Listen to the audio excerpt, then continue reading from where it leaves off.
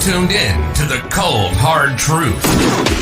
Cayman's #1 hard-hitting live podcast show, where we feature some straightforward conversations on political, social, and celebrity news and all things happening in the Cayman Islands and around the world. This show was created to give the people a voice and a means of being involved and informed without any filters. Sometimes it gets crazy, but we always keep it real.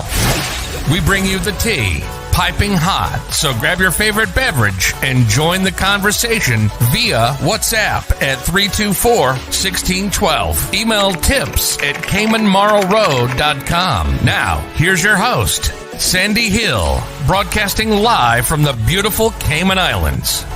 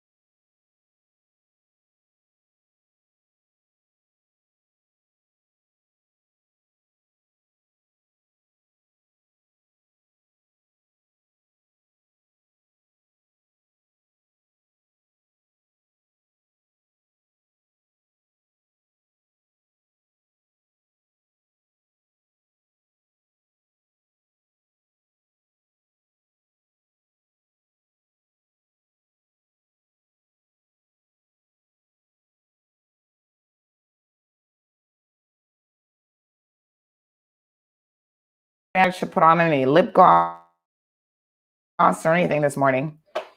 It is a rough morning, but you know what? It is November the 4th, and we are super thankful to be alive and well.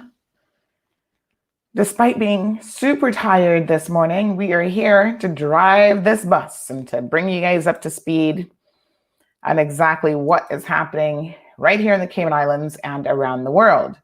So good morning to Irvelyn. Good morning, Olivia. You know, as Caymanians, we believe in having manners and saying good morning to people. We do have Denieca, who will be joining us as our regional correspondent. And so let us have a look here at what is going on. I see some people sending me some news alerts. We of course have to talk about the U.S. election. It would be remiss of me if I didn't, because that is interesting this morning. That's kind of why I'm tired, because I was up last night trying to catch the news, trying to catch the sus, and it looks like the sus caught me. So, good morning to Yasmin. Morna says it's a beautiful and rainy day here in the Cayman Islands. Absolutely. We need to check on that storm as well to see where it's at and how concerned do we have to be going into the weekend and early next week. Hello, Alice. Good morning to you, my love. Miriam is here for it. Thank you so much for tuning in. Hi, Barbara, all the way from Paris. Barbara, I've been meaning to ask you.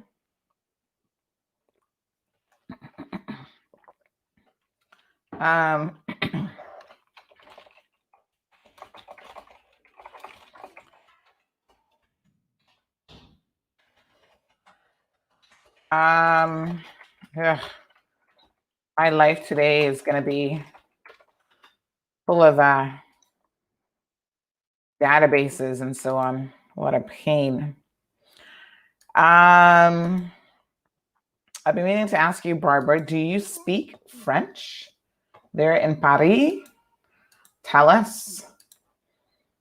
She says, good morning to everyone. Oh, you're so kind. She says, you are still beautiful. I appreciate it. I find a little lip gloss can go a long way, though. Let me tell you, ladies. Anne-Marie, good morning to you, my dear. Siobhan is here for it. Yes, it is actually Hump Day. Hump Day Wednesday. And here on The Cold Hard Truth, it is also Caribbean Connection Wednesday. Hopefully Denieca didn't oversleep and totally forget about us as well.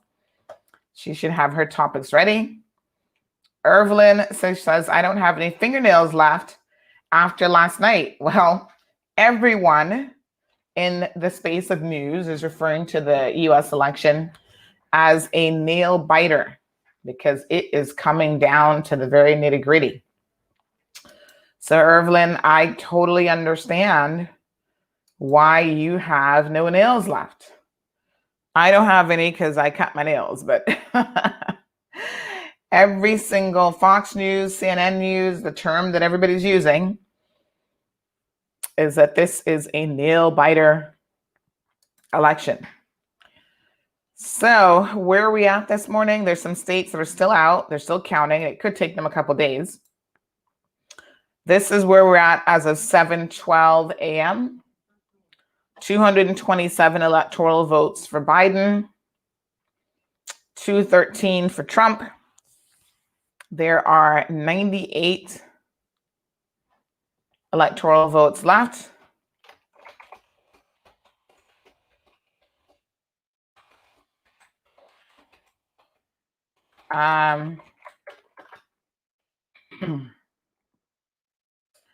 And so I think that Biden is slightly in the lead, but I don't know what the predictions are. I don't know if the states that are remaining, I think there's a couple toss-ups in there, could still very well see Biden get in. I've not read any analysis of the remaining states this morning. I just have the raw numbers. So I can't speak as to whether or not those are predominantly Democratic states or what. So this morning, okay, let me just see here. Let me see if I can get a New York Times update.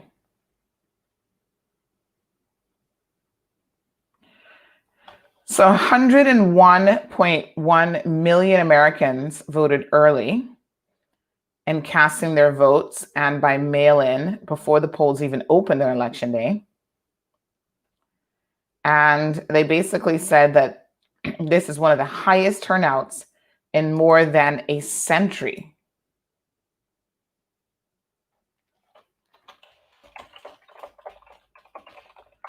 So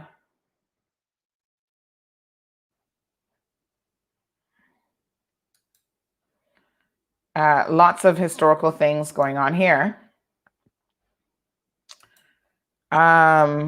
It's amazing and interesting. And it's gonna be very close, I think, in who takes it in any event. So Nevada is still out. Nevada, Biden is in the lead by a small margin. Arizona is still out. Biden is in the lead by a larger margin. Alaska is still out. Trump is in a huge lead for Alaska. He only gets 3 electoral votes for Alaska though. Whereas Arizona, which is a big one, would give 11 electoral votes. Nevada is 6. So Biden is in the lead for both of those. Georgia, Trump is in the lead, and that's 16 electoral votes. North Carolina, Trump is in a slight lead, and that's 15 votes. Michigan, pretty close, but Trump has a slight edge with 16 votes. Wisconsin, Biden has an edge. That would be 10 votes. There's Michigan. Or did I just say that? Michigan. Oh, sorry. Yeah, that's still part of Michigan. Michigan is kind of split up in an interesting way. Pennsylvania, which is 20 electoral votes, and that's a big one. So far, Trump is in the lead there. And they are doing like minute by minute.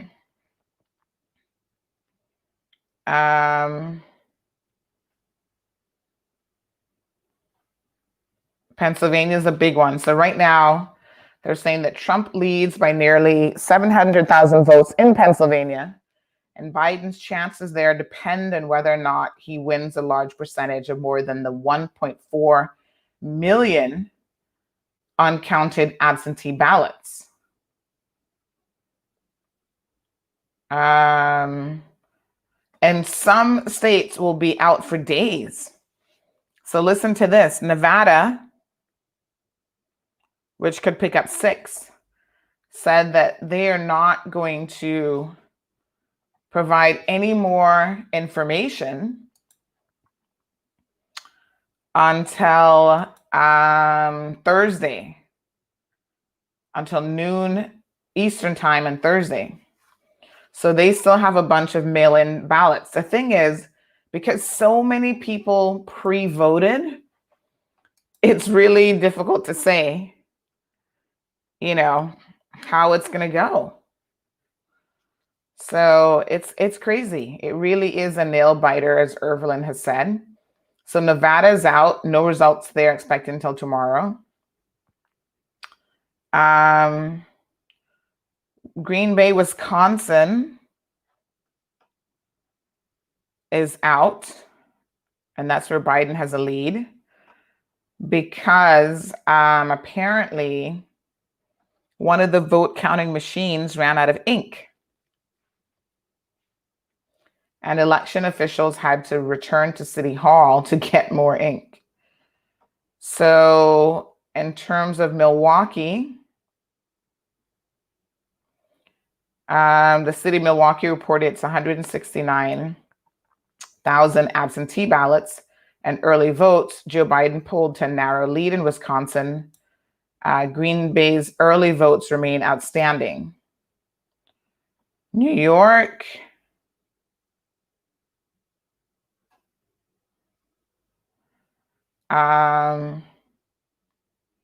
Nate Cohn of New York has said, I don't think people have fully internalized how democratic these mail and absentee ballots will be in Michigan, Pennsylvania, and Wisconsin. Whoever he is, I don't even know who he is. He says it's close, but these ballots will be overwhelmingly blue. We shall see. He says this is vaguely reminiscent of 11 p.m. in 2016, but in reverse and in slow motion. Biden's the narrow favorite in Pennsylvania, Wisconsin, Michigan, Arizona, Nevada, and Georgia, but it could take a while.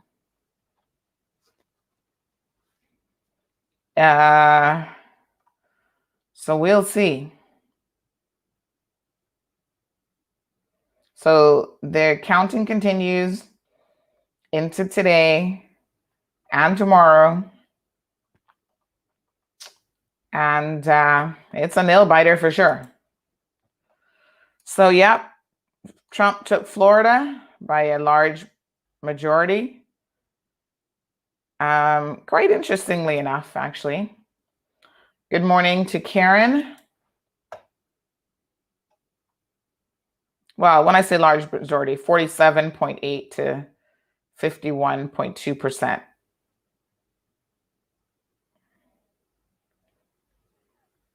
But Florida is 29 electoral votes.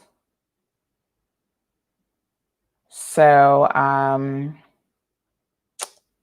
it's still out, folks. The verdict is still out. But as present, Biden 227, Trump 213, and 93 remaining. So we'll keep a little eye on things and see how it goes. There was an interesting article yesterday about a lot of U.S. stores boarding up for fear of violence after this campaign, violence and looting and whatever else. And the funny thing is about the stores that were actually boarding up is it was a lot of the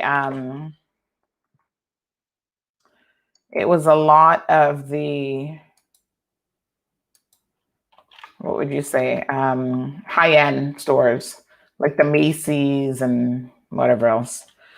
So they're more concerned about that type of a situation, I guess, than anything else. I'm hoping that it remains,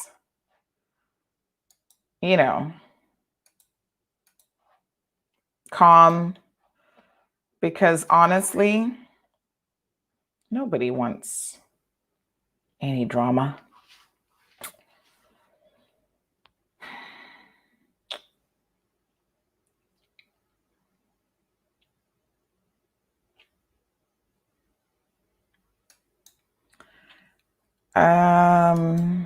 Let me just see here. Need to make a note to myself. Yeah, definitely nobody wants any drama. This is November. It's October. No, it's November. My goodness, the time is just flying by. So yes, folks. We'll see how that goes.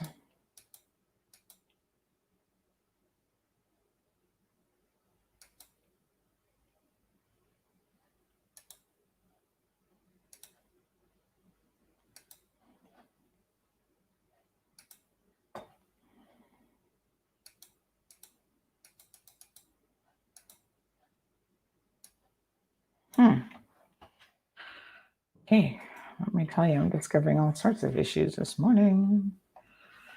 All right, so this is really weird. So yes, we are waiting on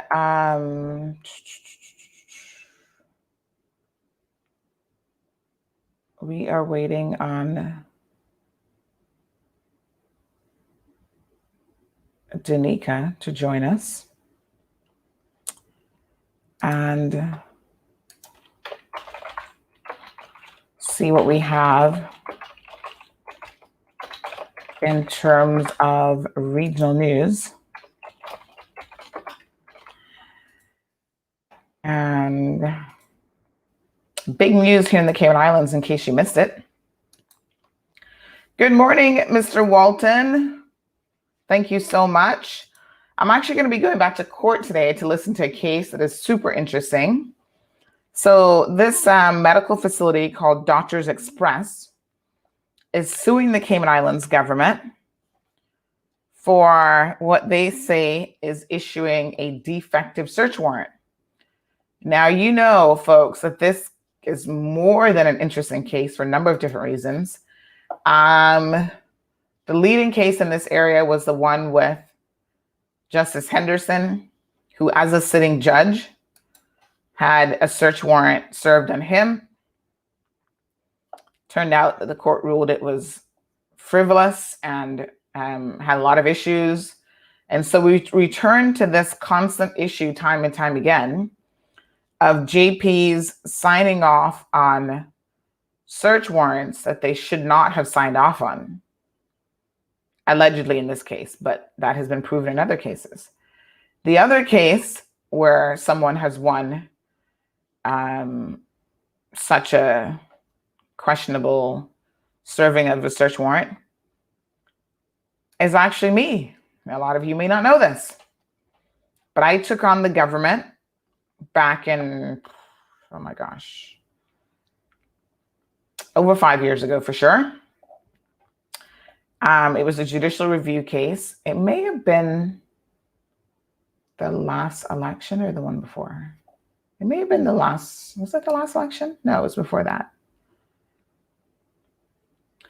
But anyway, I won that case, and that was a bit of I'm actually in the law books for winning a judicial review case against the Cayman Islands government. Didn't get my $1 million payout like the good judge did. I didn't get anything actually, but that's how it rolls when you're less important. When you're a Caymanian, you don't get the same considerations that other people did. So the judge got millions. What was it? 3 million, 4 million, and I get $0. But it was the same battle in terms of the outcome of the judicial review application. The irony of it is he was the one who actually made the decision in my case. And I know he must have been sitting there saying, is it really possible that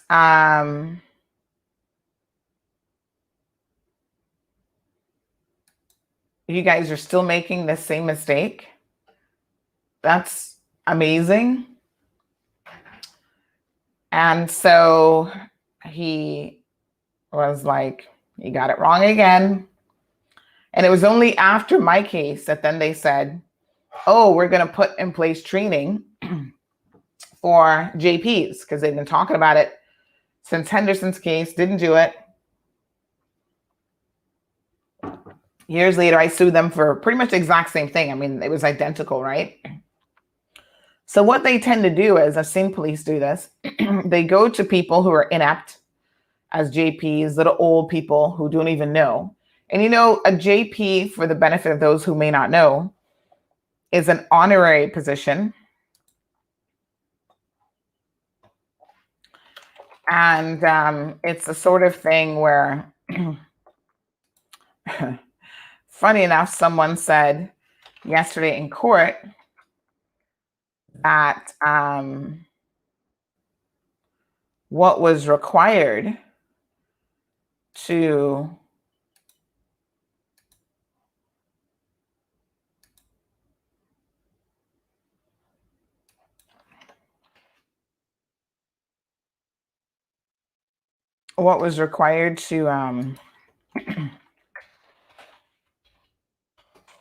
become a JP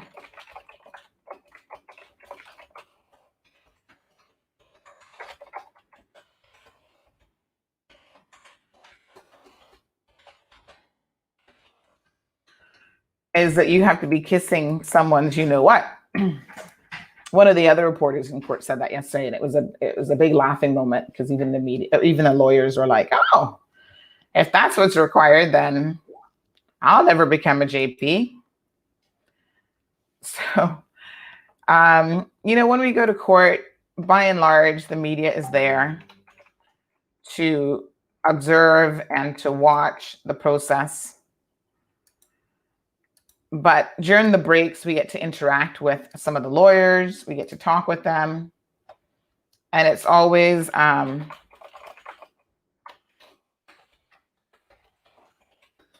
a very interesting time.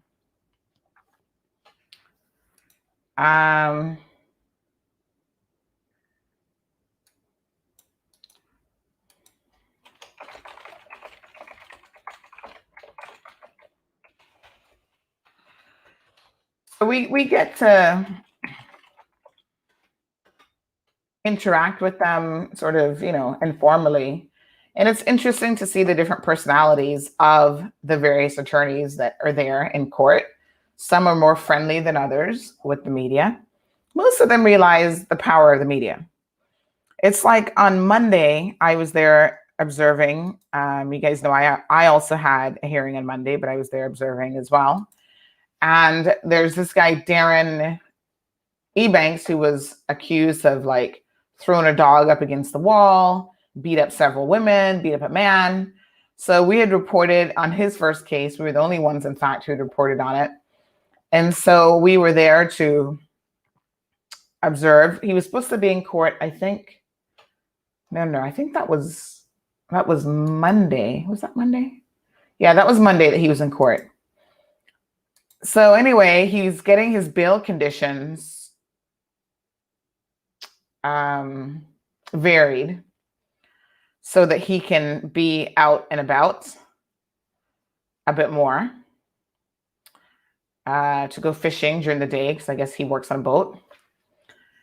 And so his lawyer said to the judge, "Oh, and I noticed that the media is here," aka me. I was the only media there. And we want you to tell them, they can't mention where he's living because people know where his family members live and blah, blah, blah. And the judge was like, what? The judge was like, listen, not the judge, this is a magistrate, because it's summary court. Magistrate was like, no. You well know that the media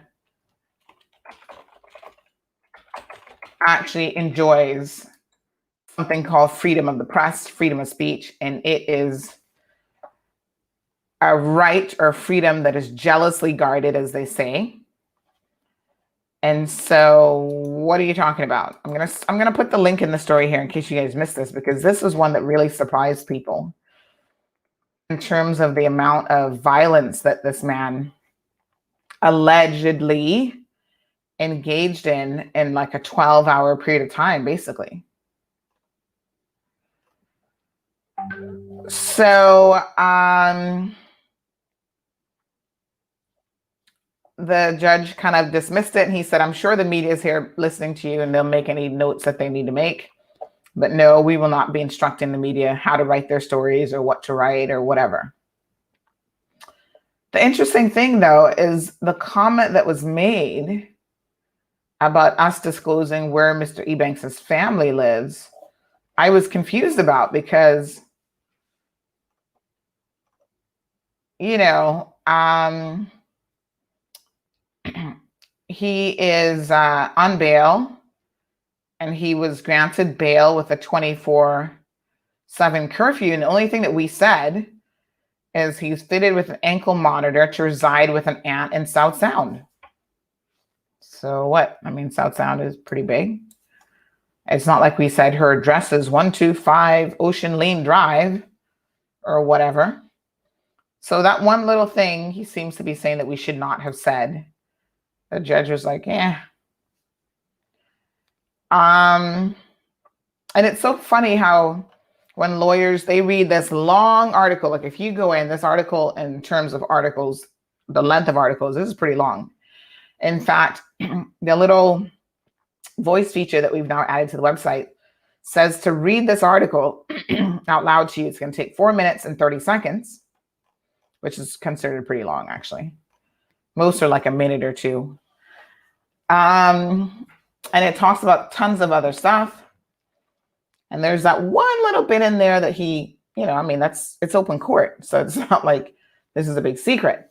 What the court will definitely protect is the rights of victims. And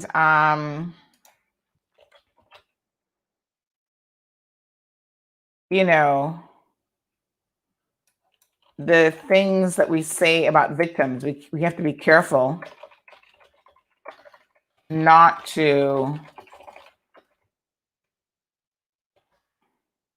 divulge who a victim is or anything that could potentially identify any of his victims. So we know who the victims are. We actually saw one of the women there that day in court, and she was still bruised up. Her face was all black and blue. This case is a little bit different than most criminal cases because the victims, at least one of them, actually has hired her own independent counsel because she doesn't believe in the DPP and she doesn't trust the DPP's office to get it right. So the DPP's office is, trying to object to the bail variation. And her lawyer, which I don't know if her lawyer actually does criminal law, maybe. I can't recall who he is even, to be honest. I see a lot of the lawyers, but I don't necessarily know them by name or whatever. I know the major players, I guess, more or less. So, there has to be a balancing act, and judges have to be very careful to balance the rights of the victim and the rights of the accused or the defendant who's not yet been found guilty of anything. And so a lot of people don't get that. A lot of people think that this is going to be a one-sided thing. You're going to take the victim's word for everything. And I think judges know that they have to be very careful. There are some victims, I've seen it before, who will embellish their victim impact statement. And, they want to blame the victim for everything that has happened to them since age 2. So the judge has to find that balance of what is appropriate versus what isn't. So,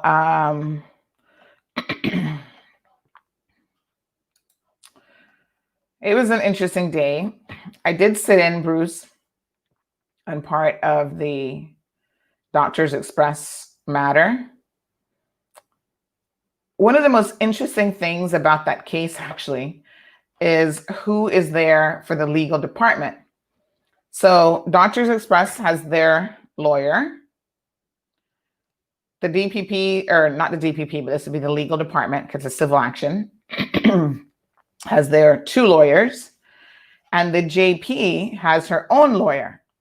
So there were a lot of lawyers in court yesterday for this hearing because she's automatically named.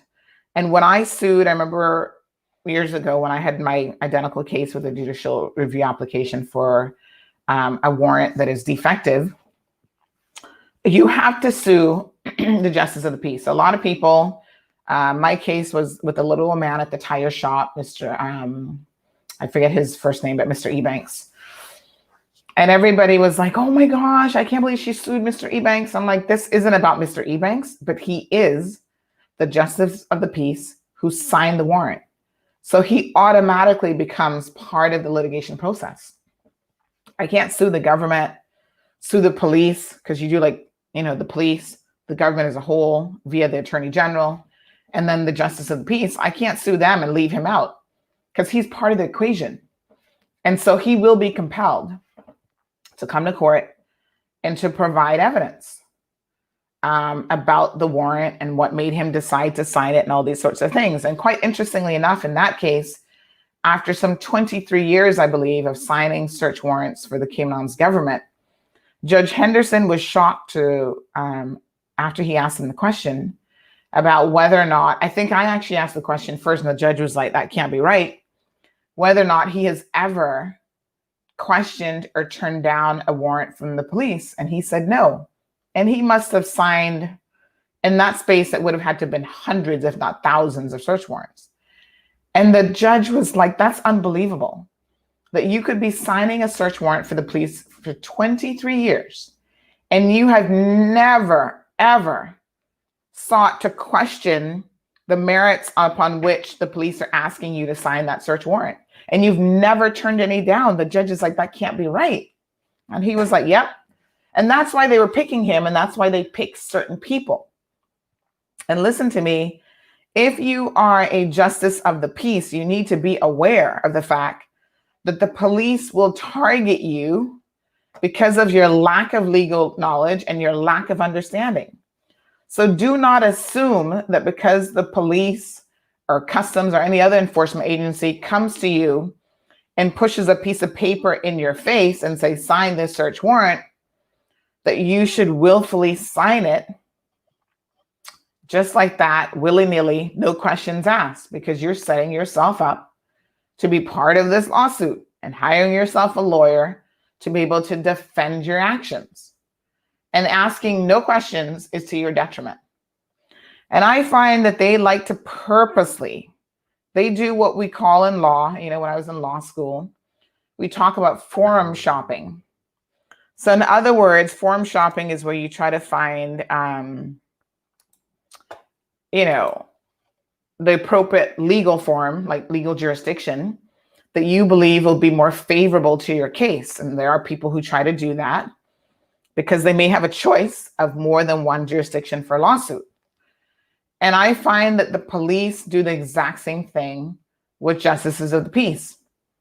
They JP shop, or whatever you'd want to call it. So they try to find a JP that isn't going to ask them any questions, that is more likely than not to sign a search warrant, because sometimes they go to JP and a JP says no. And they don't want that. You know what would be the most interesting thing? I mean, JPs now get some training. I don't know what their training course looks like or what's involved in that. But what I do know is there will come a time in this country, mark my word, where this country will have to decide that when it comes to search warrants, to reduce these lawsuits and the possibilities of getting it wrong, that all search warrants should be signed and should go through a court process. Most search warrants are not an emergency search warrant. So in other words, the respective enforcement agency has to prepare documentation in advance. There could be some situations where there's a concern about evidence like being immediately destroyed or whatever. But look at it this way. In the case of the shoplifters, they could wait over 2 weeks to even arrest them. And then after that, start to prepare the necessary documentation to serve a search warrant to recover the goods. And guess what? The vast majority of the goods have already been sold, given away, disposed of, whatever. Crazy, right? But that's how the process works. And I think eventually someone's going to get smart and say, you know what? All search warrants have to go through the courts to be signed. Even emergency search warrants. We all watch TV. We see it on the TV where, you see the judge being woken up in the middle of the night. Wake up, judge. We have an emergency search warrant for you to sign because we got to go first thing in the morning. Now, what a lot of you guys don't know is the UK system and the US system are very, very different. And in relation to search warrants, two things, and again, I'm not a lawyer, but two things I do know. To the best of my recollection, they cannot serve a search warrant outside of a certain period of time. So the law doesn't permit them to serve it before sunset or after sunset or before sunrise or something like that. Not one that they're going to get a JP to sign off on. So, you could wake up a judge at 6 o'clock in the morning. It's not like it's 2 or 3 o'clock in the morning, right? So Cayman has very interesting rules in place. And so this sunrise to sunset thing is why you find most of the times when the police come knocking at your door with a search warrant, they will do it first thing in the morning, like 7 o'clock in the morning kind of thing. Remember when they went and served a search warrant on Denieca Bush? when he was arrested and searched his place and whatever. So the other thing is, in the US, if a search warrant is defective on a technicality or whatever, you have just screwed up your entire case. You just lost it. So you cannot proceed with a criminal case based on a defective search warrant. We see it on TV all the time where it's like they'll be in court arguing, well, the police, touched this or they did this and that made the search warrant defective. And the guy gets to walk whether he committed the murder or not. And that's a real significant difference as well with the UK system versus the US system. In the UK system, an effective or defective search warrant will not lead to the criminal case not moving forward or failure of the criminal case. It's not going to be thrown out, in other words, just because the search warrant is defective. Isn't that interesting? The UK system is so different. They want to get you no matter what. Even if they screw up in the process of getting you, they're still like, yeah, you might be entitled to damages, but the criminal case will proceed. So Bruce makes an interesting comment here about Trump. My apologies. Bruce says that Trump has been a transformational president because he's enabled a large group of people that have largely existed in the shadows to step out of those shadows and embrace their true nature. Two things with this, Bruce, that I don't necessarily agree with. I guess transformational doesn't necessarily have to mean transformational in a good way. The other thing is, when you say large group of people, I don't know that Trump supporters are a large group of people, because in 2016, he lost the common vote, the people's vote, by 3 million people. So when people argue to me that he has such a large base, I don't agree with that because the numbers don't support that. So not only did he lose the election by 3 million people, he also, every time he has a rally and he claims that, oh, millions of people are going to show up. And, he had his inauguration and he used like fake photos to doctor how many people showed up at the inauguration. The sad thing is he's having to do that because he does not have that large base of numbers that he wants everybody to believe that he has. So that being the case, I think that certainly questions, in my mind, this very principled or foundational statement that he has a large group of people that he is now emboldened. The other part of your comment that is very interesting is you say that they've largely existed in the shadows to now step out of the shadows and embrace their true nature. We're talking about people who are embracing the fact that they're straight up racist and prejudiced and whatever. And I agree with that part for sure. These people have been emboldened by Trump. That's why when he says, oh, well, he's not a racist and he's not pushing the racist agenda, that really can't be the case because the numbers do not support that. The people that support him wouldn't be supporting him if they did not really believe that he was one of them and he supported their agenda. And he has purposely, even as we saw in the current presidential debate, he has refused to speak out on these fringe groups that he knows,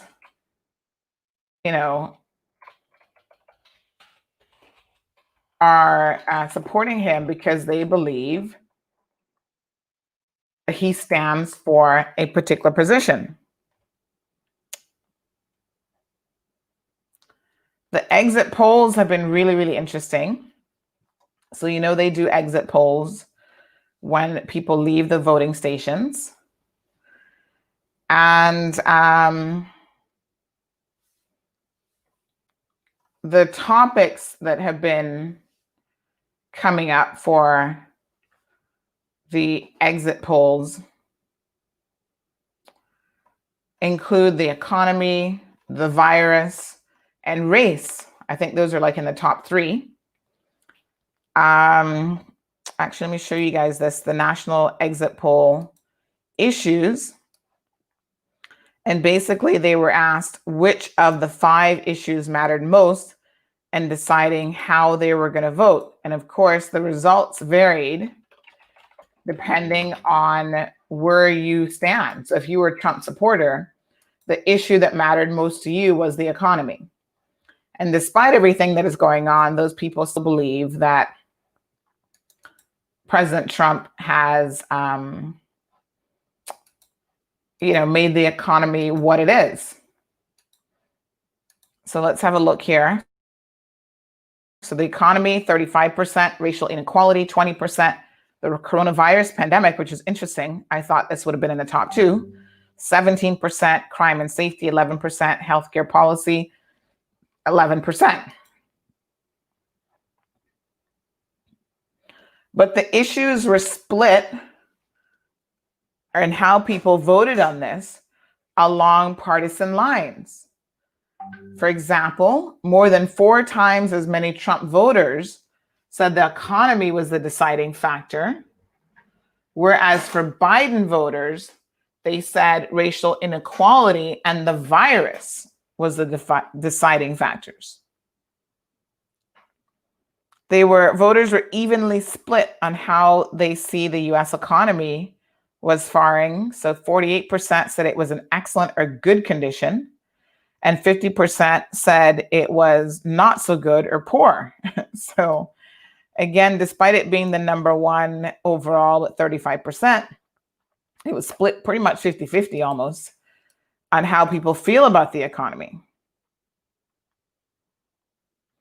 So 50% said the US was doing somewhat or very badly at containing the pandemic, and 48% said the country was doing somewhat or very well. So that's, again, shocking. I don't know where they live. The 50% that said very well was 17%, somewhat well was 31% on the coronavirus. So it definitely demonstrates, I think, the fact that your views on even how you see the world is impacted by whether you're a Democrat or Republican and how you'll be voting. Isn't that amazing? I guess it makes logical sense, because you're voting for a particular candidate because you believe.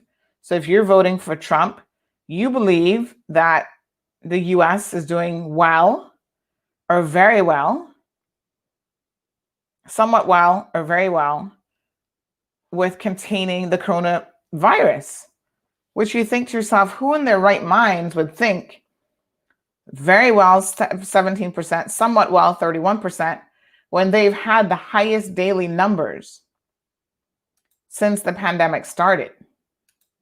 100,000 per day was the record. Over 100,000 per day was the record that was set on Saturday.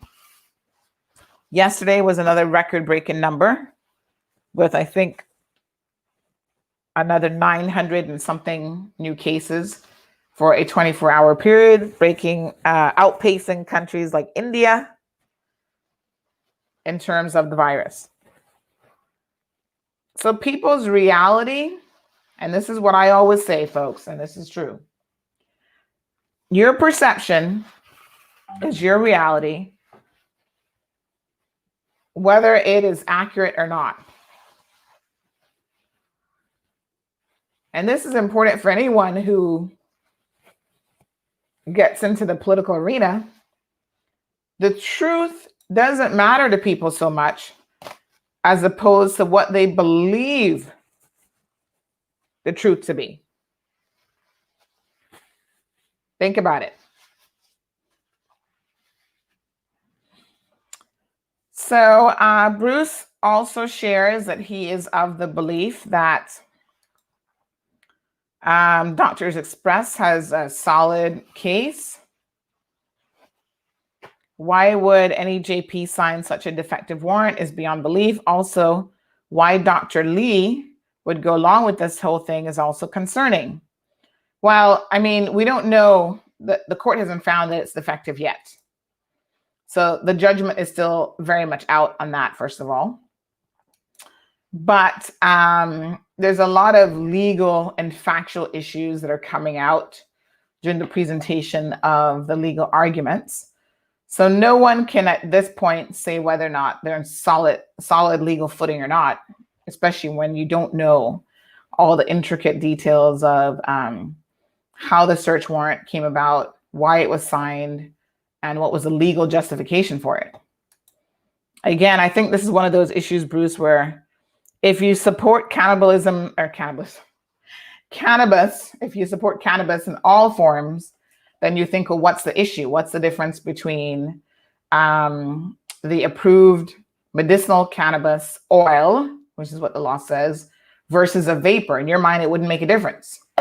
In the minds of the OBE, Dr. John Lee, it might make a difference because they are actually two different things. So we will see what the judge concludes at the end of this. No doubt, there are some very interesting legal arguments. So good morning, Donovan, joining us in New York. Hi, Kizzy.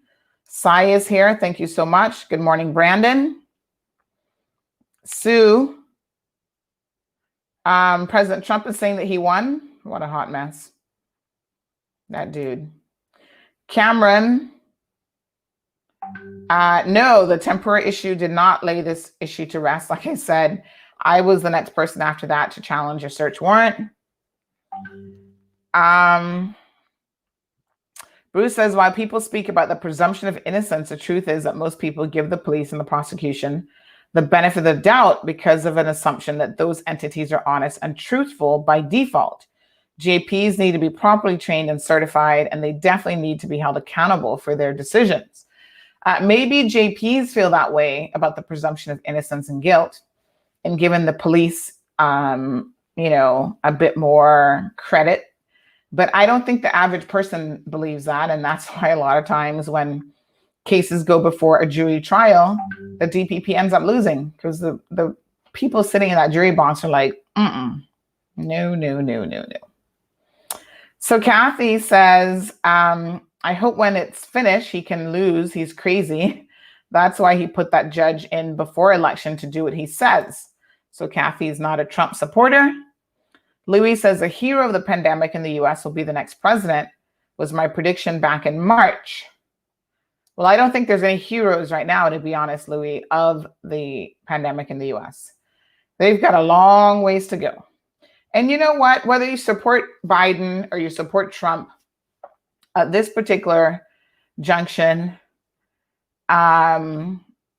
there's nothing that Biden can really do at this point because Trump has allowed this to go uncontrolled for far too long. So Biden can't just come in and be like, let me, take out my magic wand and poof, all of the issues are going to disappear in relation to the pandemic. The foundation of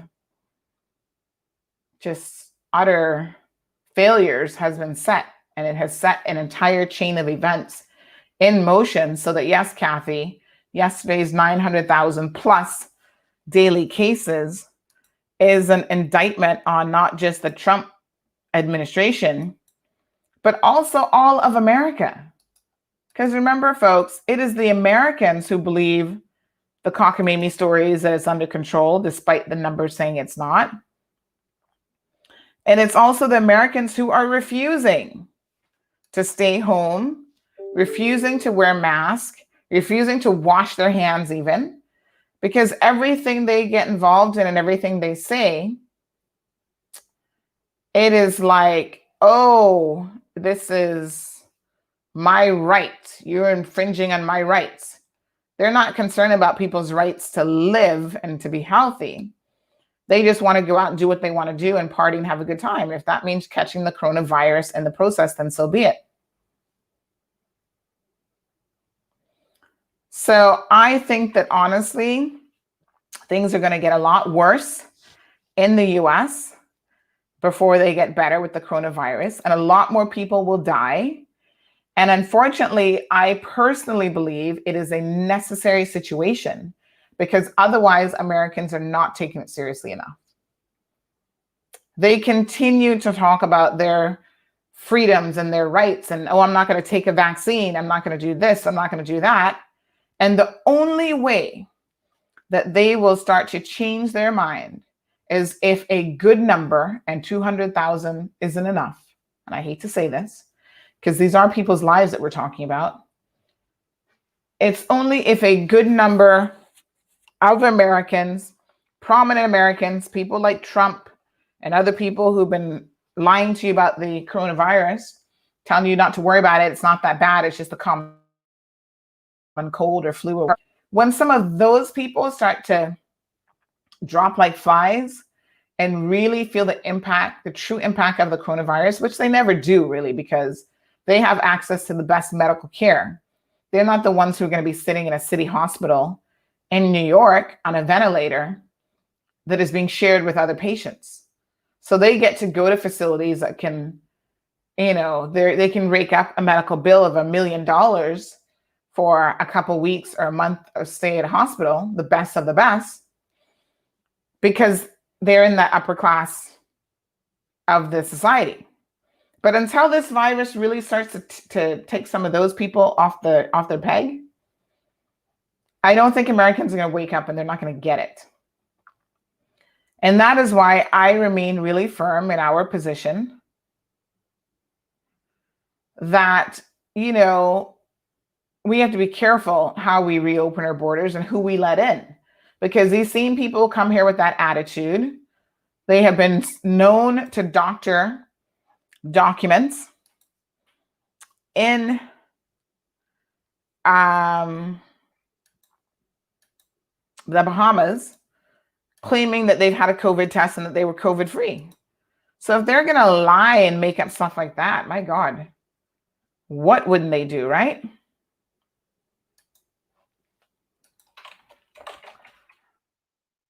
So,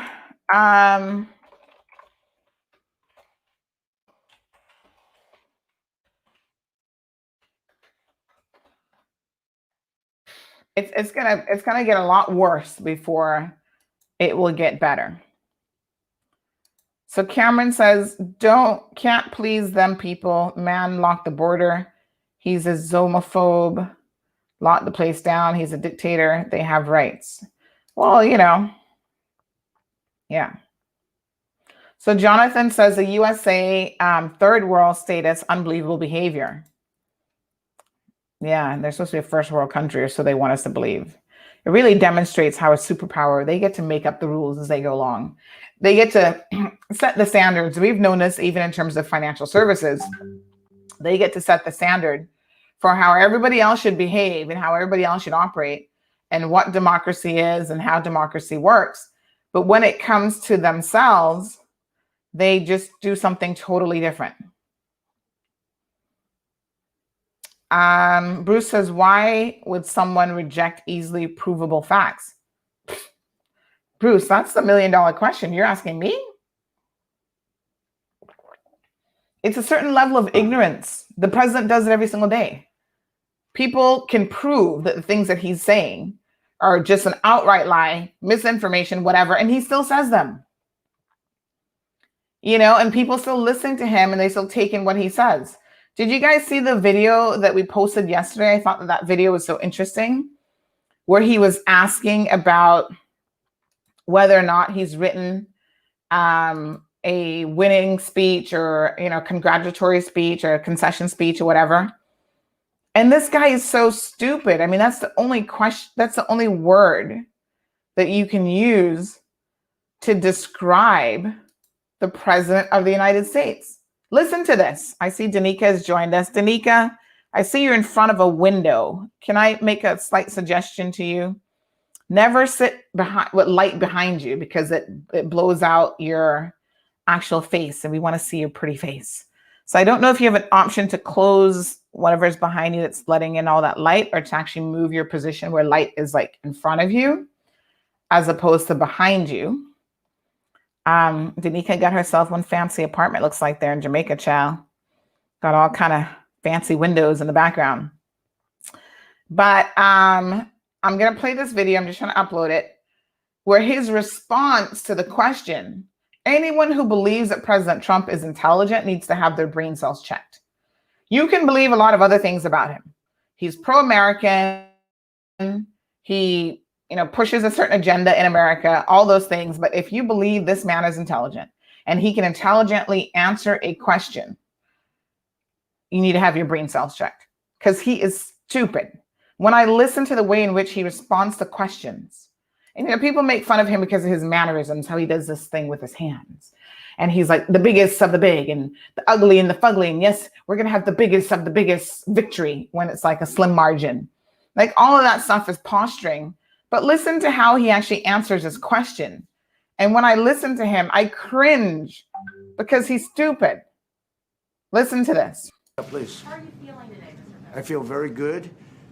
After doing that many rallies, the voice gets a little bit choppy, I think.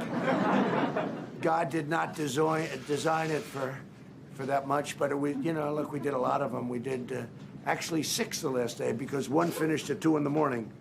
So I put it on. So we did 5 plus sort of 1, but we did a lot. And no, I feel great, really good. If you win tonight, what's your message to Americans who didn't vote for you? Everybody should come together, and I think success brings us together. We're going to have a tremendous success. We had 33.1% up in growth, GDP, and nobody's ever seen a number like that. Have you read an acceptance speech and a concession speech? No, I'm not thinking about concession speech or acceptance speech yet. Hopefully, we'll be only doing one of those two. And winning is easy. Losing is never easy. Not for me, it's not. But I think we have, when you see rallies, the likes of which in the history of this country, probably in the history of the world, nobody's ever seen before. There's a tremendous love going on in this country. And there's really a tremendous unity. There's a tremendous unity. Nobody's ever seen that, where you take an airport and the airport's not big enough to hold the crowds. Nobody's ever seen a thing like that. And our opposition, as you know, would have a few people sitting in circles, and that's okay. That's not abnormal. What is this man talking about?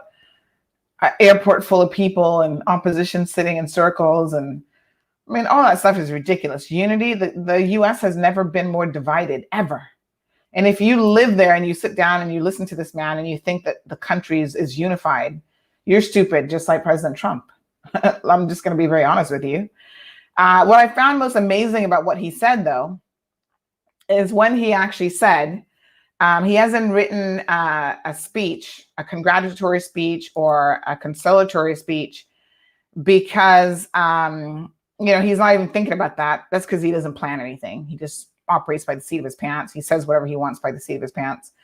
But when he actually says that, they're going to have to write one or the other, it's like, dude, let me just tell you exactly what he says, because I don't want to accuse the man of saying something he didn't say, right? And so I want to quote this verbatim, and then we're going to bring Denieca into the conversation. But this comment doesn't even make any sense. Of course, you're going to have to do one or the other, sir. So let me just have a look at this post. I'm going to tell you exactly what he said. It's like the man ain't got no sense. So he says, there in that video, he says, no, I'm not thinking about concession speech or acceptance speech yet.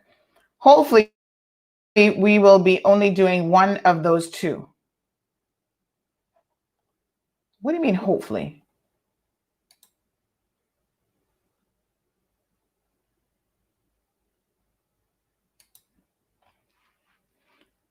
There's no hopefully. Those are the only options. When you have a presidential election or any kind of election, you either win or you lose. So it's not hopefully you'll be giving one or the other. You will be giving one or the other. Maybe what he meant to say was hopefully he'll be giving the victory speech or the acceptance speech, but that's not what he said. And time again, I listen to this man, I think people do not actually listen to what he says. They get the fluff of he's an actor, he's a wannabe celebrity, he's a wannabe, oh, the economy has never done any so much better, 31% increase in GDP. No one's ever seen that before. If I had $1 for every single time this man has claimed that he has done something that is never been done in the history of the United States of America, and he's taken all the credit for it, I would be a millionaire like him, aka a fake millionaire. Not really that many dollars in the bank. But it is just a bold-faced lie. Oh, the African American community has never been treated better since President, who did he say who was the first president of the United States? Lincoln or whatever. Dude, are you serious? This is the worst that race relations has been since the Civil War, since the 1960s, when they could lynch a black man in the front yard and think that that was okay. The amount of delusion that people buy into, and I think Denieca and I might actually get into this conversation because she seems to think that Trump and Biden know better when it comes to the African American community. But the amount of delusion, in my opinion, that people engage in when it comes to Trump, especially on race relations, it's because they're trying to give this guy a pass. So he's talking about the economy has never done better, ever.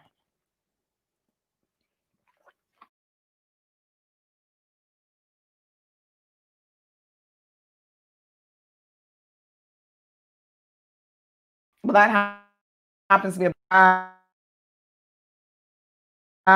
Cameron says information is probably the best commodity going these days. Don't matter if it's fact or fiction, it sells. Well, in fact, the truth of the matter is fake news sells more than real news. No two ways about it.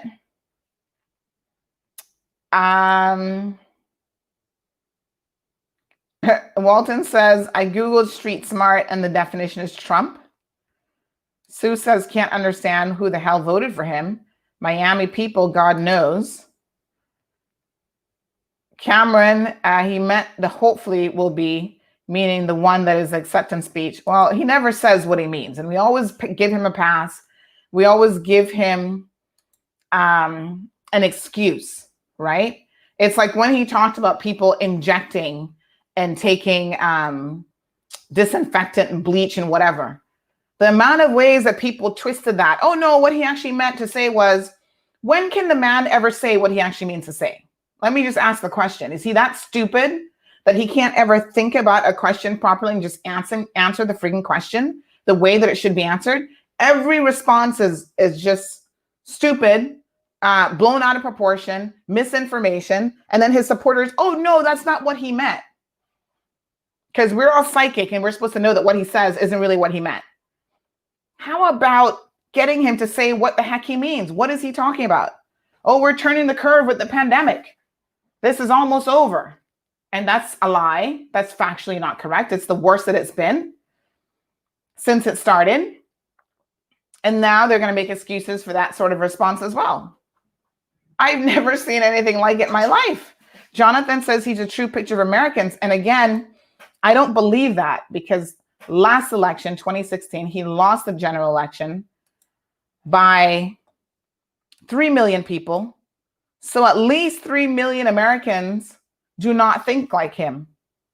But the way the electoral college system works, you get what you get. So folks, Biden has won Pennsylvania. This just came in 60 minutes ago. The absentee ballots by an overwhelming margin so far. If he carried the remaining absentee ballots by similar margin, he's going to win Pennsylvania. That's 17 minutes ago. Wow. That would be a game changer. Pennsylvania, he would pick up 20 electoral votes. So, those absentee ballots, people knew they couldn't get to the polls today for whatever reason, and they pre-voted by a large number. It might be one of the largest numbers ever. Over 100 million people pre-voted. Denieca, good morning. Hi, good morning, Sandra. Good morning, How are CMR. you? I'm good. Bruce, Trump is clearly suffering from cognitive decline. Nobody wants to say what's obvious. Well, you know what, Bruce? There was an actual interesting article about Trump and his family's history of early onset dementia. And again, it's one of those things that, you know, people think you're making fun of him when you talk about this. Early onset dementia is a real thing. Trump is in his 70s. Cameron says, what's better with Biden? Biden is also in his 70s, and Biden is actually 77. But that doesn't necessarily mean that they are of the same intellectual capacity or even the same experience. But what I would say is, I have said this before in this show, I find it amazing that in the United States of America, which has how many hundreds of millions of people, whatever, the best that they can find to run the country are two old white men in their 70s. Those are your options, folks. And that in and of itself says a lot about America. Denieca, they got me all up in arms this morning about this U.S. election, girlfriend. What's going on? You know that we differ on this completely, entirely. I think people who judge U.S. politics as a result of right now are misled. It is a combination of having 2 terms of Barack Obama. I think in U.S. politics, traditionally, what you have is a realignment and de-alignment of the parties. With the 2 terms that Barack Obama had, you have this fierce conservative pushback. And that happens all the time when you have a more liberal candidate. There's this push and pull that happens in American politics. And I think that's just what it is with Donald Trump.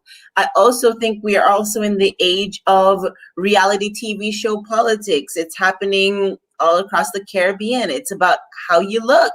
And let's face it, it's not necessarily about what you say. People today, I mean, times have definitely I don't know where you live, but where I live in Jamaica, people don't really care what you say. They're not a whole lot concerned. We want showmanism. Donald Trump is good for 2 reasons. He has some quick jabs. Crooked Hillary, it sticks. People don't know or understand the value of entertainment and politics. About the truth. Yes. And well, a lot of people don't care about the truth. And this is what I was saying earlier. Perception that becomes people's reality, whether it's true or not. You know, so and that's why it's so easy for people to just like throw out names for candidates or individuals, as opposed to getting into the nitty-gritty of their policy positions, what they stand for, who they are, and all that sort of stuff.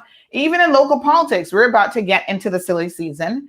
And one of the things that people always want to throw out there that I think is really, really interesting is how people feel about,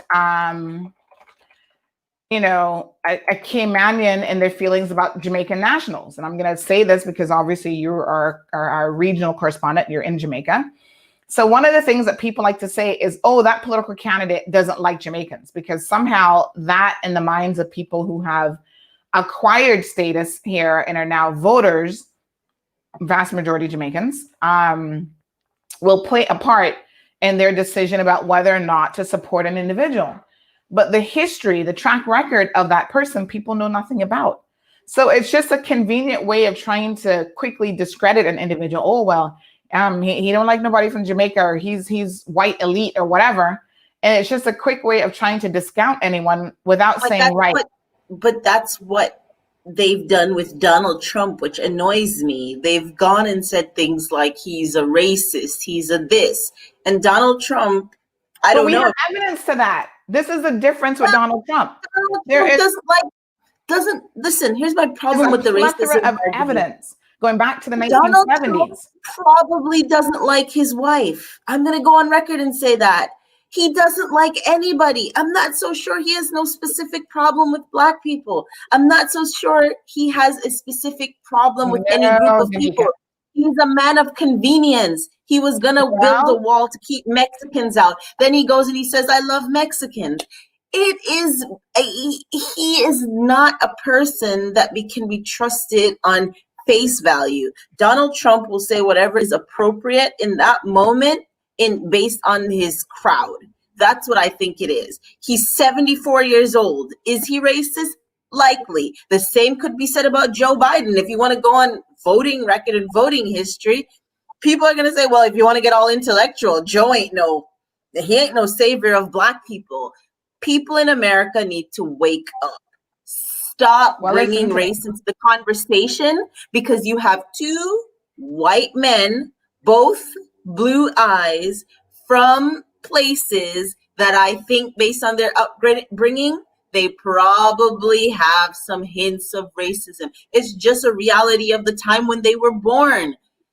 I suspect Donald Trump. Let's talk about Trump's track record going back to October the 16th of 1973. Okay. Mm-hmm. There was an article that appeared in the New York Times back then, mm-hmm. where he was asked about these Justice Department charges against him. The Justice Department alleged racial bias at his family's real estate company. And of course, 1973, I was just a baby, and he naturally denied it. But in the years since then, there's an interesting theatlantic.com article about this in 2019. It talks about all of the times, well, not all of them, because it'd be too many to count, times that Trump has either said things about African Americans, Mexicans, Hispanics more broadly, Native Americans, Muslims, Jews, immigrants, and women.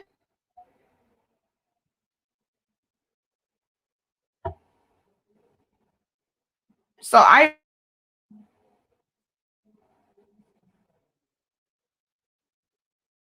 agree with you.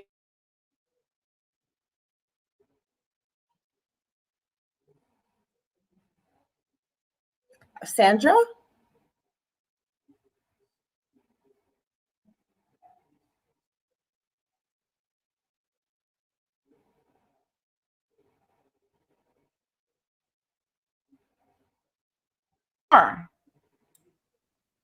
So, I mean, there's detailed information about Trump here, right? But Sandra, hold your horses. Ordering all Black people off the floor of his casino when him and his wife would walk in.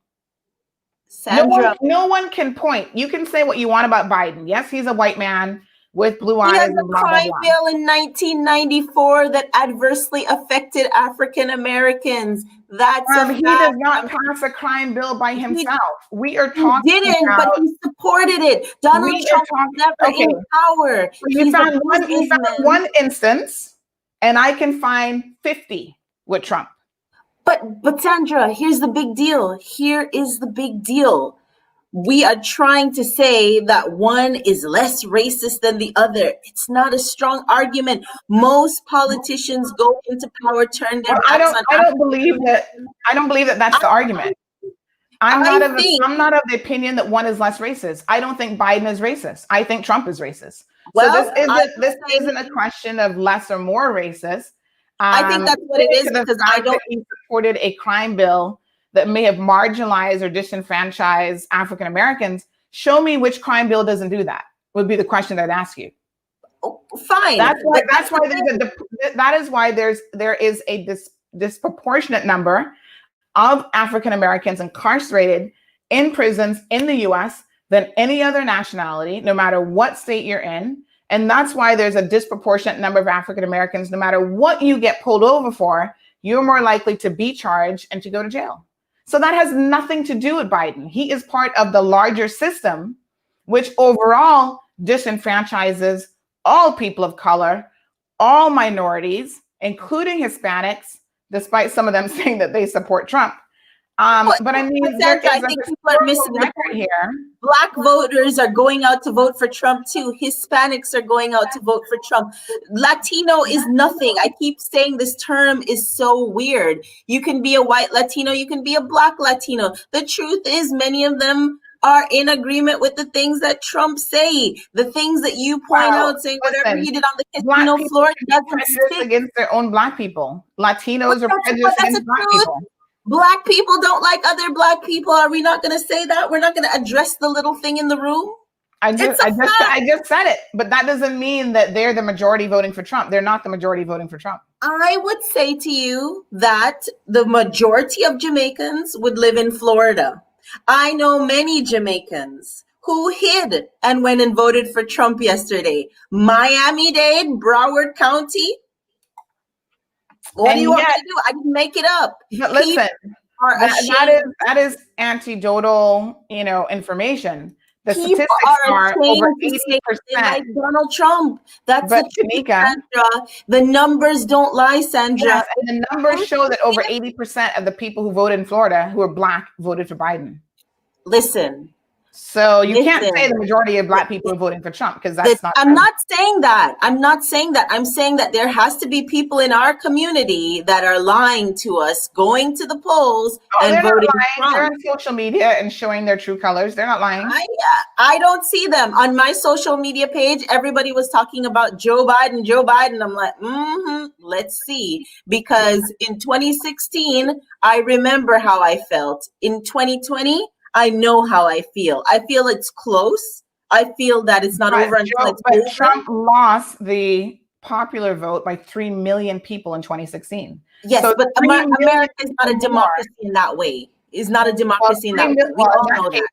Because if we went by that measure, we could have to be part of George Bush and Al Gore. We could go back to the John Kerry vote. I mean, let's just call it what it is. The truth is, I think there's a lot of people that secretly like Trump and secretly support Trump. I don't think the racism argument holds for him for whatever reason.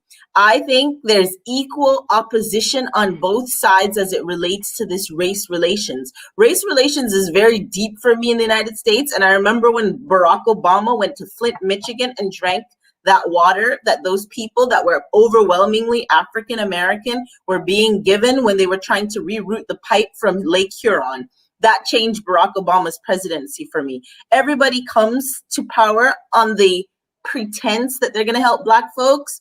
I haven't seen it. They've been the most disadvantaged. Lesbians, bisexuals, gays, transgender, everybody gets rights before us. Everybody gets to be a human being before us. I think America is an incredibly racist place. And I think African Americans and other minorities and people of color need to stop buying the American dream, which is a marketing, and find somewhere else for ourselves to go and live. That's my view. But as I said, let's see if it is the case. Let's see if Joe can pull it out of here. I'm surprised that it's even this close for how everybody goes, he's crazy, he does this, he does that. Let's see, because right now what I'm seeing is 2024, he might come back, or later on today, he might be announced president. I don't know. Well, I tell you what, he has a 4-decade-long history, detailed history of examples of his racist actions. It's not a Johnny-come-lately kind of situation. I'm going to put the link in here because this is one of many articles that demonstrates his discrimination against Blacks in particular, dating back from the apartments that his father owned back in 1973. Numerous. His views have changed. He can say that. Isn't that what they haven't? They haven't. That's why during the political debate just a few weeks ago, he could not come right out and say that there's racism in America, that we have issues surrounding racism. And he could also not come out and say that he speaks out against this alt left, right, I don't even know where they are, group who everybody knows is racist. He does not speak out against those people for that exact same reason, because he is sharing their viewpoint. But I would say to you, the race argument in Donald Trump will not be sticky. It will not be sticky. You can be. Well, unfortunately, I was just saying that people are, voters, the issues that matter to them, and we saw this here. It's all along the lines of they vote along party lines, and the issues that matter to them are also along party lines. So the vast majority of people who think that racial inequality is an issue are Democrats, not Republicans.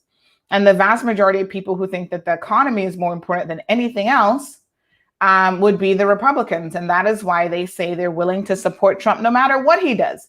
He can grab everybody by the pussy as far as they're concerned. They don't care. He can assault women back in 2016, or shortly thereafter, President Trump, during that campaign, said that he could get away with murder.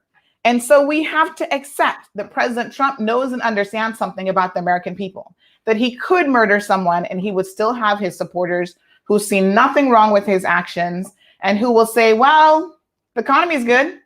He murdered someone and then grabbed him by the pussy. Oh, well, the economy is good. So who cares? But Sandra, I think people keep trying to paint Donald Trump as this different type of president. He ran against a woman, Hillary Clinton. What did he do? He said, me and Hillary and Bill were friends. You guys are acting like I'm the only one that was out there with Jeffrey Epstein and these people. Look, me, Bill, Hillary. My point exclusively to your viewers is Donald Trump understands the real that most people, America is just a very racist place. They want to be liberals. They talk about where they want to get, but we all know it's just like in Jamaica. It's why people bleach. Black people just don't like themselves because of our history, because what they fed us, and we'll go with anything. The Jamaica Labor Party is aligned to the Donald Trump Party. Nobody has a problem with that. Nobody cares. What is it? What's the expression that we undercover say in our minds? If you're white, you're all right. If you're brown, you can stick around. But if you're black, go to the back. That still holds in the Caribbean today. Let's hear a couple quotes that Trump has said over the years that we definitely can't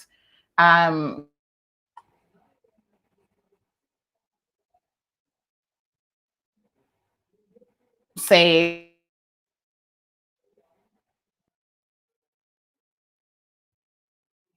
or attribute to Joe Biden.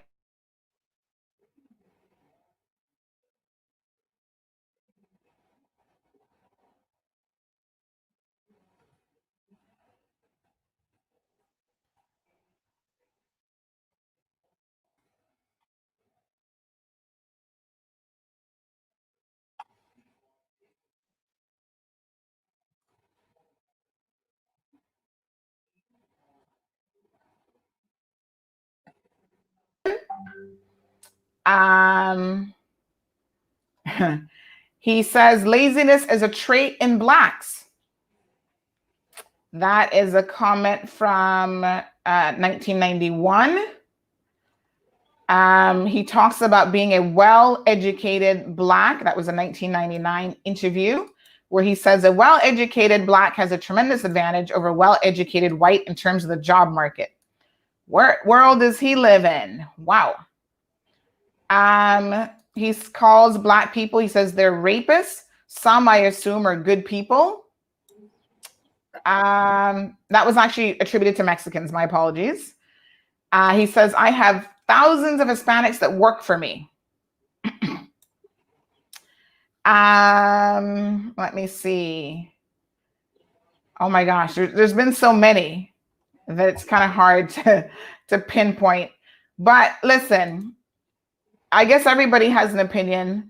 If this is a question of least racist versus more racist, to me, that's not the issue. But if people think that way, why not accept the least racist option? Why say, well, people are going with the least racist option, but then that's not the option. That's not the proper choice. I'm not sure that I get that either. I think they think they're equally racist. That's what I'm saying. I'm saying the race argument is nobody thinks they're equally racist. But nobody thinks they're equally racist. Well, I can put up my hand and say for a fact. Okay, I think equally is racist. Okay, so people say that they will be they'll be willing to accept the least racist option, but sometimes you have to pick. If you only have two options, you obviously have to pick the lesser of the two evils, right? Yeah, but it happened in 2016 for Hillary Clinton versus Donald Trump. People felt that she was the same. She isn't on record saying the same things as Donald Trump. 3 million people didn't feel that. 3 million more people didn't feel that. So yes, I don't. But a lot of the colloquial chatter, if you go by what, that's his supporters, and I think this is where I was saying earlier, you can't take a vocal minority and say that they represent the majority or they represent everyone. It's like our discussions here on minority, Bible thumping, want to claim that they're perfect people who put out there that this is the position of the Cayman Islands. Yet when you talk to people one-on-one, even some of the ministers and people who go to church will say to you, my daughter is gay, my son is gay, my whatever, and I don't support this position in the church, so I just remain silent. I've actually had a minister in another church say that within the church ranks, what a lot of people don't know here in the Cayman Islands is that there has been a breaking up of, the Ministers Association and their official position with other churches who have not been vocal, who've not spoken out about this, because they do not feel the same way that if you select people in the Ministers of Association feels, but because everyone assumes that that is a majority voice, and it isn't. So Sandra, regional news. On race relations, I don't think you have to go further than Caribbean to see the majority view. We still have that in our history, in our DNA. We still have certain instinctive things that we say that lead me to believe that if most African American people, and when I say American, I'm using on this side of the continent, still hold on to the legacy that Black is bad, I don't know what you're going to get from a white male that's privileged. I just see it as natural for them to be racist. And I think personally, I think both of them have racial histories. I just don't know it well enough. I wouldn't personally. I think what has happened is that here's an interesting article. I think the Democratic Party's problem is it keeps on picking centrist candidates to run against an extremist. So they need to come out and say whatever it is that they're saying.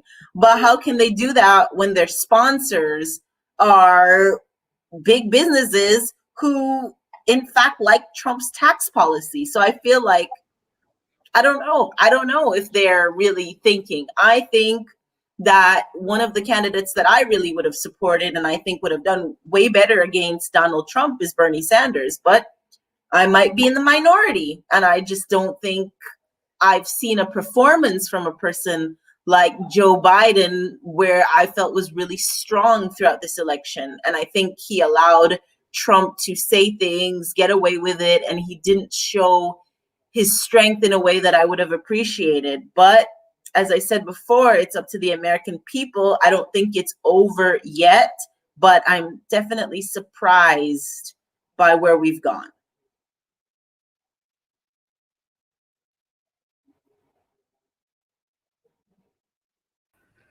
So, yeah, looks like we're having some connection issues here. Here's an interesting article. I'm going to put the link here. I think I just shared it, an NPR article. I love NPR. So this asks the question and tries to answer the question just October 21st of 2020. Is Trump really that racist? And so it says here that people have talked about Trump breaking norms, especially when it comes to talking about race, going as far as to calling him the most racist president in America in modern history. And there are plenty of things that you can point to, including his birthism, referring to African nations as shithole countries, telling congressmen of color to go back where they came from, calling Mexican immigrants rapists, refusing to denounce white supremacists during a presidential debate, and so on. So when it comes to calling Trump the most racist president, it's tough to make a definitive characterization. After all, racism was baked, and this is Denieca's point, into the founding of the United States of America, a country built on the genocide of Native American people and slavery. 12 of the first 18 presidents actually owned slaves. So in this week's episode, we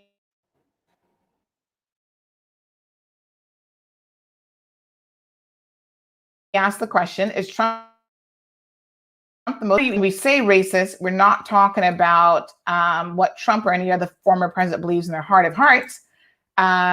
We're talking about using rhetoric and creating policies that marginalize people of color.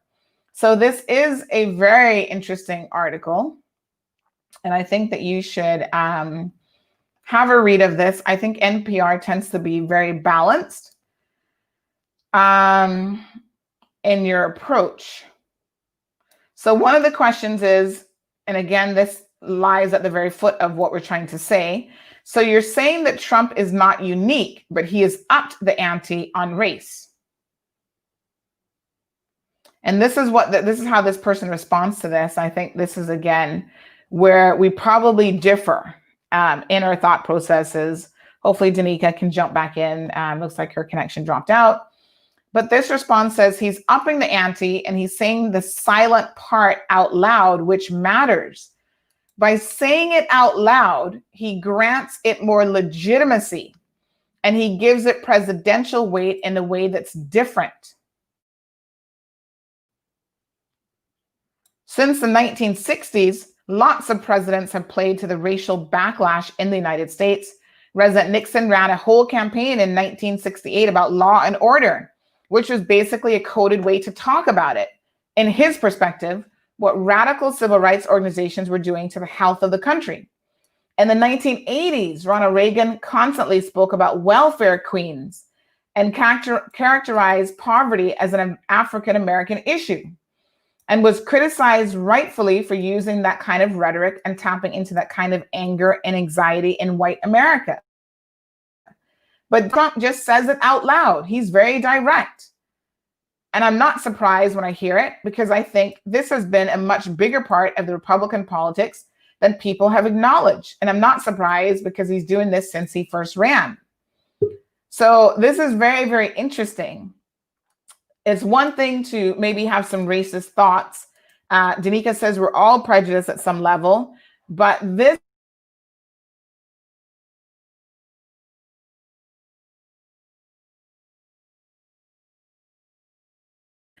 legitimizes what those people feel and what they think. And that is why they've been able to reemerge in the way in which they have. I mean, this is a fascinating article. So I'm going to stick it in here. Go and have a read of it.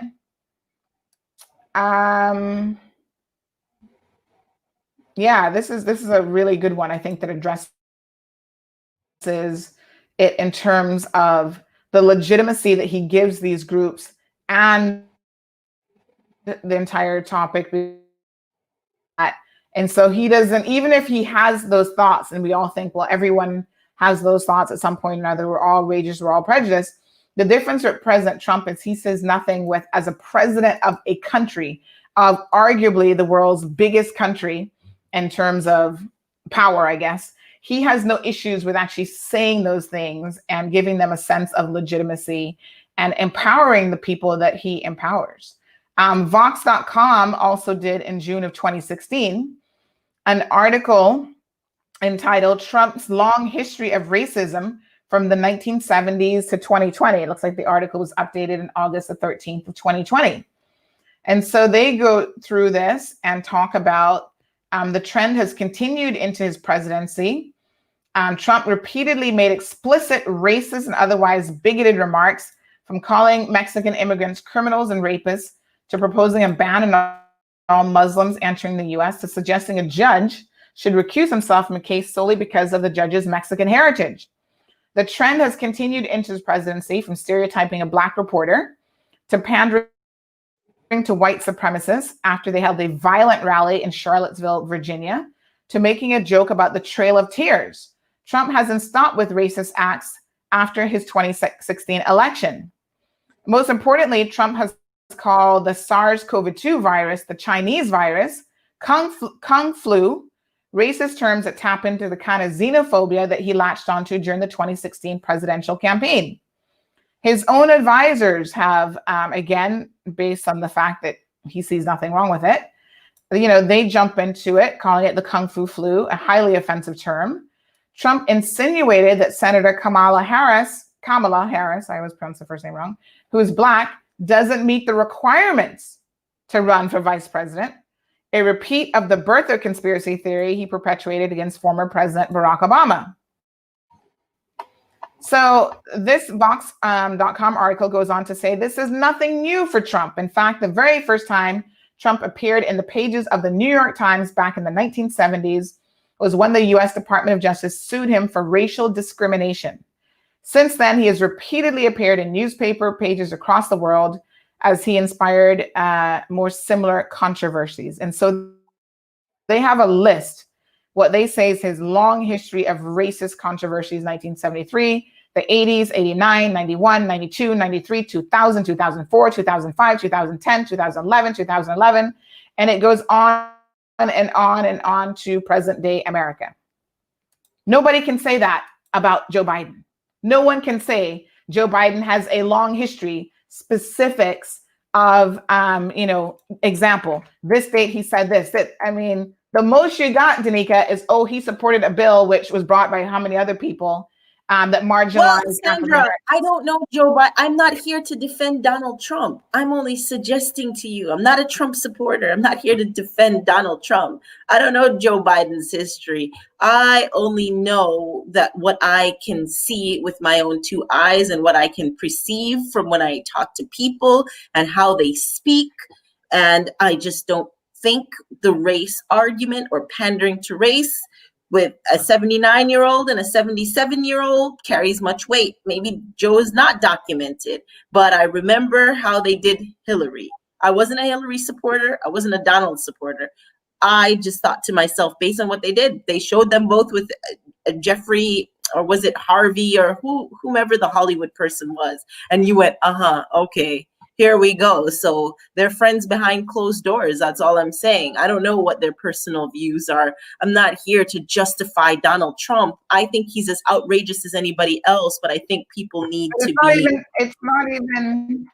I think people also need to be practical, Sandra. Yeah, but I think a lot of people do what you do. It's about putting your views in. I think you're gone again.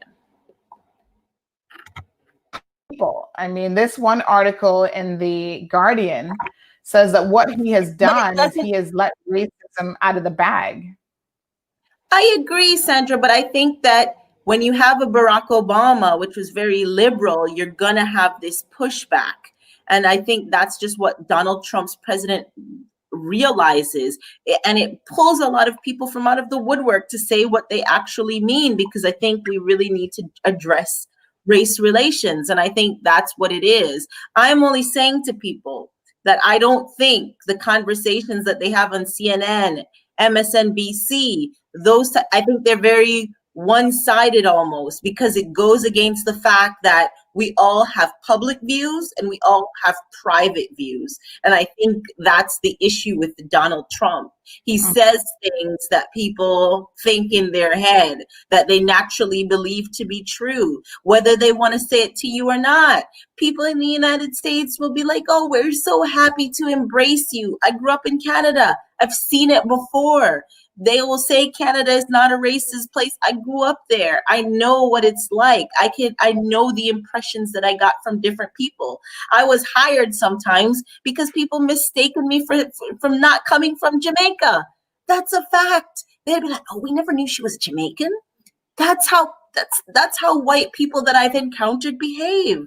And I'm not saying that they're all like that. I'm just saying that that's what I see. I know that they're not going to tell you, hey, I'm a racist. Nobody wants to walk around it. It's like the R word. So even Donald Trump will say, I'm not a racist. But do they have racist ways and behaviors? I think so. And I think they just don't want to come out and say it. And I think that's the truth. And I think people need to start recognizing that people have two sets of views. Publicly, people in Jamaica will never tell you anything about homosexuality. Go home and it be your child. See how embracing you are. You're probably not. And that's what we're seeing in the world today. That's why people want realism to come back, but you can't, because everybody wants to be politically correct. And we're seeing it right here across the Caribbean. The types of things that people are doing suggest that this little liberal stuff where people are coming out and embracing people, hocus pocus. That's what I call it. We need to address the fact that we have this history. So Sue says that CNN is calling Pennsylvania for Trump. I find that hard to believe.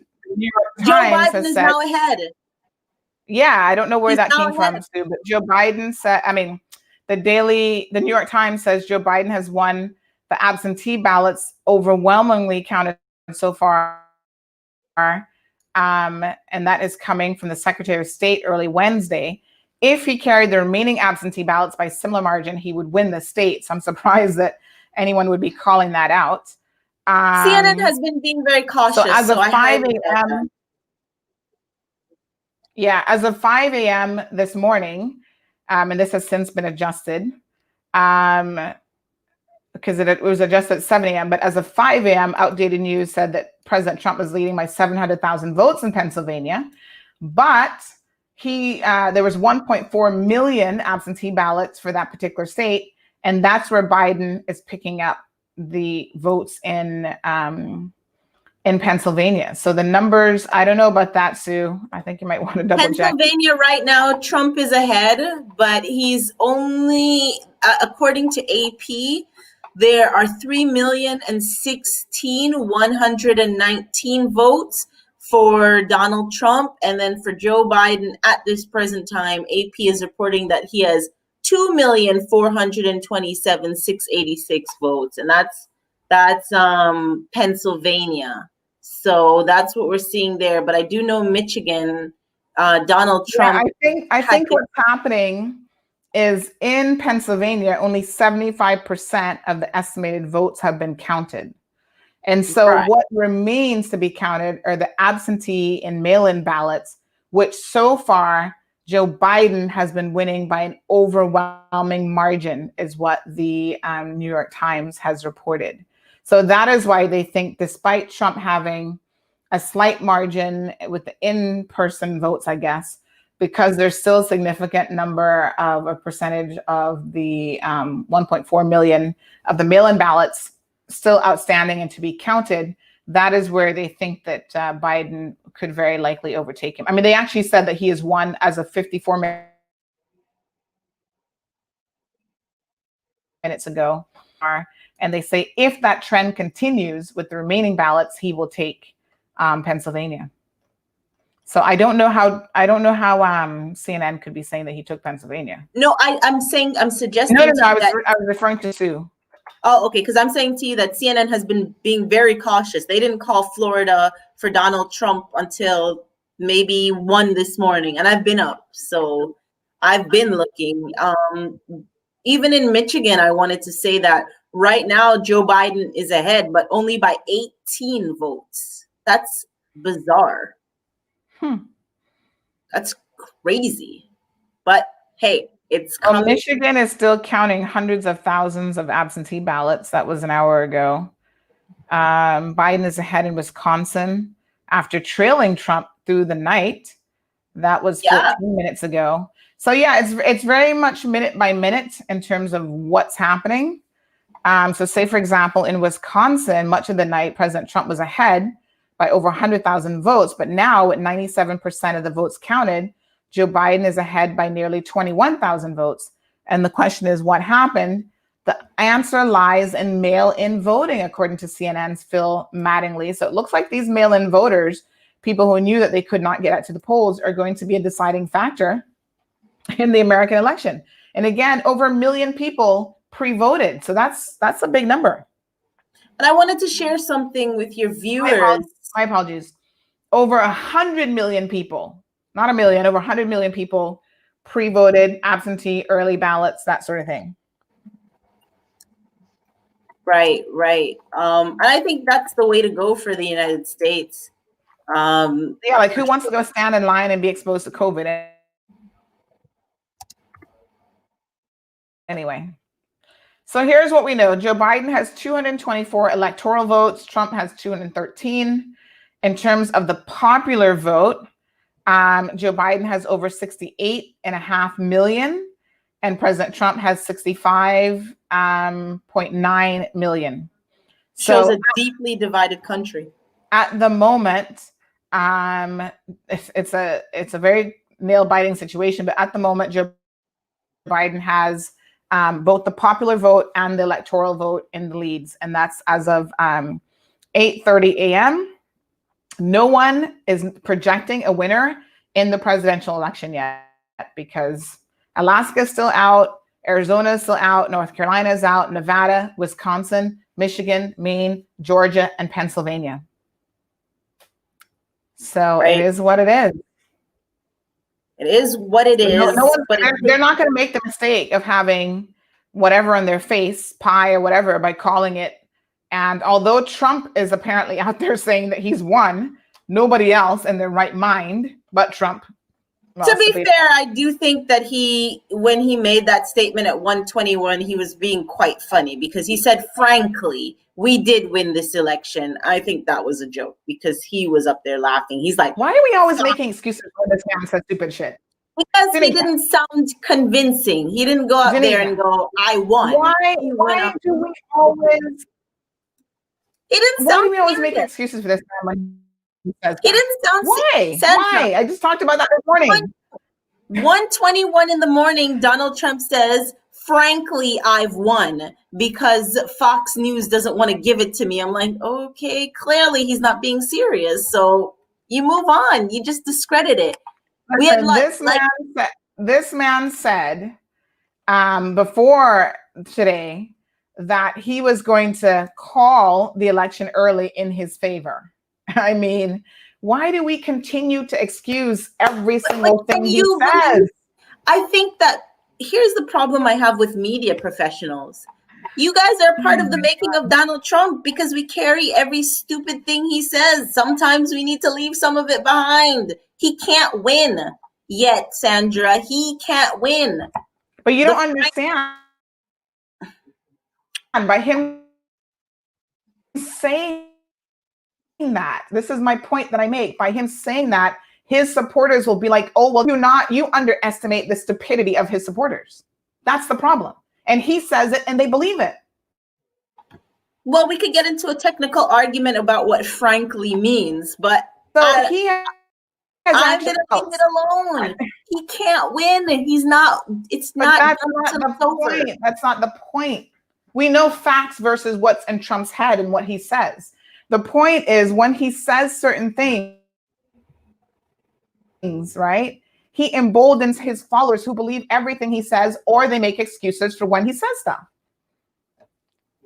But it's like if I was a political supporter and at 121, I'm just saying, I think when he said, frankly, I think we've won. Let me give you directly. Frankly, we did win this election, Donald J. Trump. I think it's like he's saying, you know what, guys, I think we have this one in the bag. I don't think he said it in a declarative voice. So, that's just me. That's what I interpret it as. Because I've heard politicians make those statements on election night. We've got it in the bag. Does that mean that they're saying that they've won the election? Not necessarily. But I do think the way he uses language is not what we expect. But that's been his entire presidency. So we've learned to live with it. We've learned we shouldn't learn to live with lies and untruth. President Trump's demand for vote counting to stop in an election that is still undecided may have been his most extreme and dangerous assault on the institutions of democracy, yet in a presidency replete with them, says one comment here. Trump appeared in the East Room of the White House early on Wednesday morning to claim falsely that he had already beaten Joe Biden, Democrat Joe Biden, and the election was being stolen from him in a massive act of fraud. He vowed to mount a challenge to the Supreme Court and declared that he had already won states that were still counting votes, including Georgia, North Carolina, and Pennsylvania. None of this is being done in jest, and this isn't funny. This isn't a joke. But Sandra, he said, frankly, I won, and then goes on to say something about this fighting it out in the Supreme Court. I took that to mean exactly what it means. He didn't win, and I moved on. That's not I'm not sure why we hung up on it. If you won, why would you go to the Supreme Court? So it suggests to me that he's going to the Supreme Court because he's claiming that there is voter fraud. That's why. If he won, Sandra, if he won, as he said that he won, why would he be going to the Supreme Court? He has no reason to go. Because so if he says two things in the same breath. No. Let me back up here. Right, but the thing that he says right, is he is planning on challenging this because he's saying, yes, he won, but they are still going to deny him the win. That's what he's trying to say. That's why he's claiming voter fraud. So he's saying, I won, folks, but the system is rigged. So in order for me to be legitimized, I will have to go to the Supreme Court and argue my case. That is what he's saying. Well, I mean, if that's what you got, I got the complete opposite. I just thought he was using a stalling technique just in case this thing doesn't flip in his favor. Maybe I'm justifying Donald Trump. I don't think I am. He knows it's not. Because I think he knows it's not going in his favor. He knows that so I think that's what he's doing. That is my point. That is my point. And when he makes comments like this, Denieca, he undermines the democratic process. Words have power. He's not politically correct. He'll never be politically correct. He's a politician in every sense. It's not about politically correct. He's a liar. He's a liar. He is a liar. To some extent, well, it's not about being politically correct. It's just about speaking the truth. Yes, but politicians often don't tell the truth. So he's being who he is supposed to be. He's a liar. He's a politician. That's what they do. They spin things. That's what they do. That's his entire claim to fame. And he does it in such a way that it appeases his voters. I don't agree. It's not ethically correct, but it works. Nobody says that he has to be truthful. Truth is dead. What a mess. Well, on this program, the truth isn't dead, folks. We are here 5 days a week telling you the truth, whether you want it or not. And that's why the show is called The Cold Hard Truth. So, Denieca, we didn't even get to cover anything regionally. Do you want to give us a quick recap on what's going on in the region?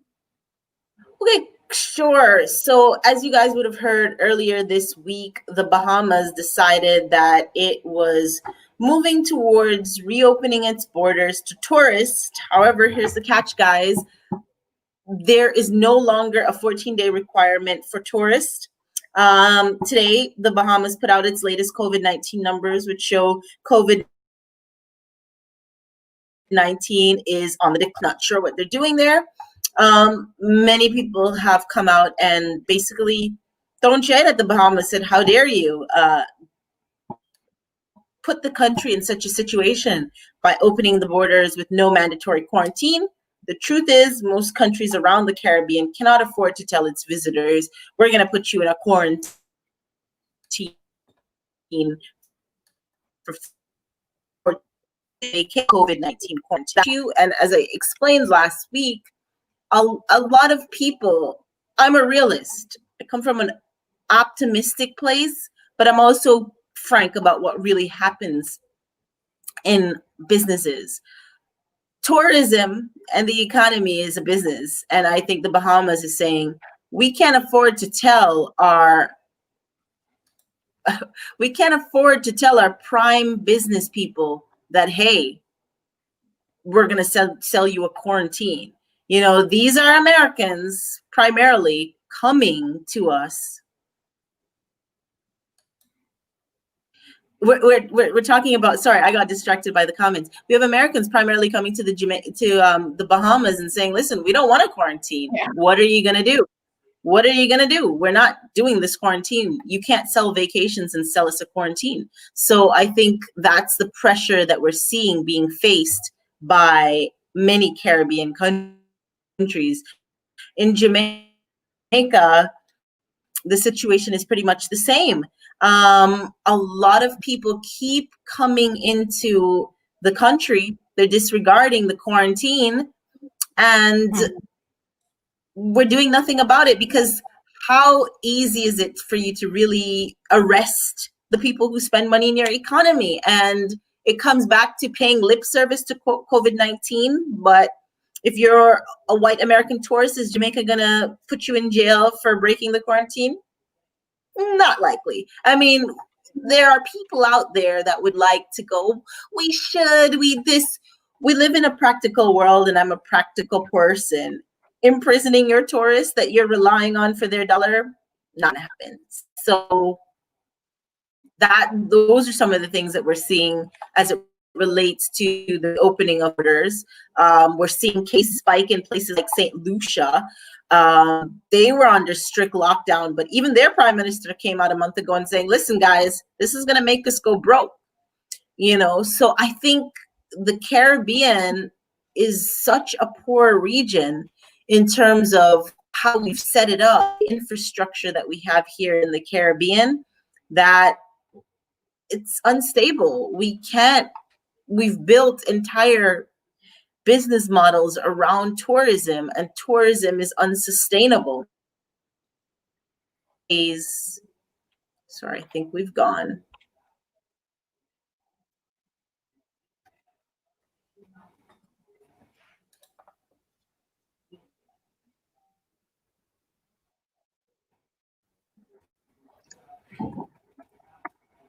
Uh-oh. I think we're having a bad connection here. Can you hear me, Denieca? Okay. Unfortunately, her connection dropped out.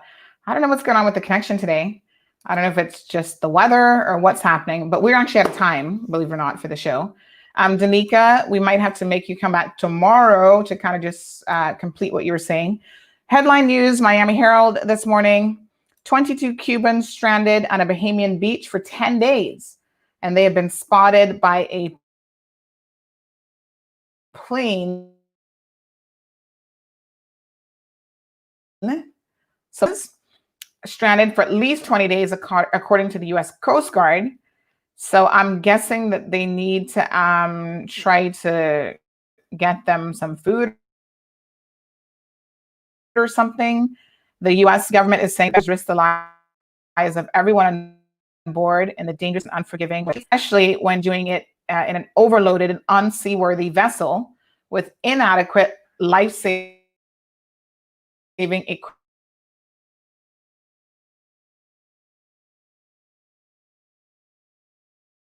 on beach. So they're going to be transferred to the people in the Bahamas, in Freeport, Grand Bahama, according to the Coast Guard. So 22 Cubans were stranded for 10 days. I wonder what they were eating. Maybe they had food packed in their bags and stuff like that. The Bahamas makes up, it's like a whole chain of smaller islands, and a lot of them are uninhabited. So it looks like that is what happened there. So hot mess, folks. Stay tuned. Here we go. A few other bits and pieces here. A minute ago, Joe Biden pulled ahead in Michigan as another batch of votes rolled in from Wayne County, where Detroit is located. Hey, Louis, are you in that Detroit vote? The heavily Democratic area is currently reporting 70% returns in Michigan. So that was just updated. And that's all she wrote, folks. Listen, today is a beautiful Wednesday. The weather still looks a little bit iffy. Oh, we've not even had an opportunity to check on any weather advisories. Let's just have a look at what is going on with the storm this morning. The 7 a.m. update on hurricane. It's now downgraded to tropical storm Eta, 60 miles per hour, maximum sustained winds. She is inland over Nicaragua, continues over northeast Nicaragua. And of course, we're going to be watching this system going into the weekend, because she's going to reemerge from land about Friday. So for us, we're looking at over the weekend and into early next week, potentially being in the projected path. So right now, like I said, once it hits land, the mountains, the whole 9 yards, does a lot to really break it up. So it has already started to do so. And we'll keep an eye on that storm, on that situation. So folks, it's a big day for our American friends. We will keep you guys updated on what goes down, what happens. I wish you all the best of everything today. Please be productive. I see a lot of you messaging me about a variety of different things. I've received your videos and pictures and so on. By the way, there's a fake email in circulation purporting to be from Cayman News Service. And I feel confident in calling this fake news. So if you receive this, don't even click on it, because it looks like it is someone up to some shenanigans this morning. So let me show you what the email looks like so that you're well advised not to click on it. Don't fall for this. My apologies. So this is the fake email that is in circulation, folks, purporting to be from Cayman News Service. Remember they did this to us a couple months ago? And then we had people like Shondell Bodden running to the police, and him and Marco Archer were the only two people, I guess, saying that we had emailed them. Listen, folks, when you get these types of email, they go out. Normally they infiltrate someone like Flo's email database, and they send this out to a large number of persons. Don't think that CNS is trying to spam you or whatever. This is fake news. Hit the delete button as quickly as you can. Don't take it personal, and don't call the police on Cayman News Service. Now, Trump calls to halt the voting. Let's watch this video, and then we're going to end the show right after this. This is a fraud on the American public. This is an embarrassment to our country.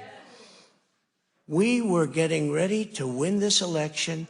Frankly, we did win this election. We did win this election.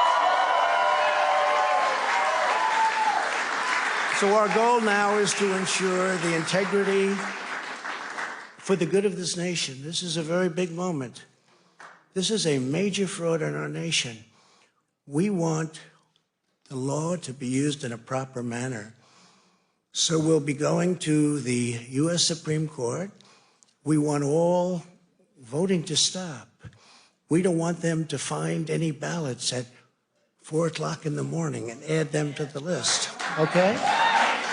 It's a very sad moment. To me, this is a very sad moment, and we will win this, and as far as I'm concerned, we already have won it. All right, President Trump, as we anticipated, falsely and prematurely declaring victory, saying that he won. He did not win. He has not won. The president falsely depicting the counting of votes as a fraud and an embarrassment. That is not what is going on. What is going on is the normal democratic process. Almost everything President Trump said in his declaration of victory was not true. It is true that he is ahead in the polls right now in Georgia and North Carolina. Whether or not Biden will ever catch up is a matter for Georgia and North Carolina and their election officials to decide. It is not true that he is winning Pennsylvania or winning Michigan or winning Wisconsin. They are still counting votes. They have literally millions of vote-by-mail ballots that those 3 states are counting. It may well be that President Trump ends up winning this election. That might be once the ballots are counted. But what President Trump just said was undemocratic and false and premature. It is not accurate to say that he won.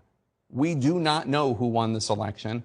And I have to say, Dana, it's not a surprise, but still, years into this presidency, I find it shockingly disappointing that he still would continue to erode faith that the American people have in institutions. What is going on right now is a clean and fair election, and there is no evidence to the contrary. I know we expected him to say something like that, but hearing the President of the United States in the middle of an election, where they're counting votes all over the country, to say what he said from the White House is just not something that I don't think any of us really expected to see and hear in our lifetime. That is not what democratically elected presidents or candidates for the presidency say. That's what authoritarians say.